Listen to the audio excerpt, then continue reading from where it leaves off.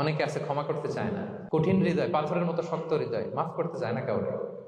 উনি আবার মুনাজাতে বসলে আল্লাহ আল্লাহ আমারে মাফ করো, আল্লাহ আমারে ক্ষমা করো, কাঁদতে কাঁদতে বুক ভাসায়। উনি ক্ষমা চায় মাগার উনি কাউরে ক্ষমা করেন না। এরকম ডাকাত আছে না নাই? চিন্তা করছেন?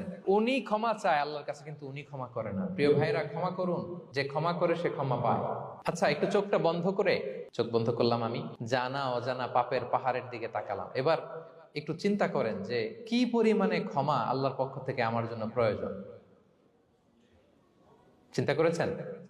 এবার চোখ খুলুন, পাপের পাহাড়ের দিকে একটু তাকান। আপনার আপনার জানা অজানা যে পাপের পাহাড়, তাকান এবং ভাবুন এগুলোর জন্য কি পরিমাণে ক্ষমা আল্লাহর পক্ষ থেকে আপনার দরকার, প্রয়োজন।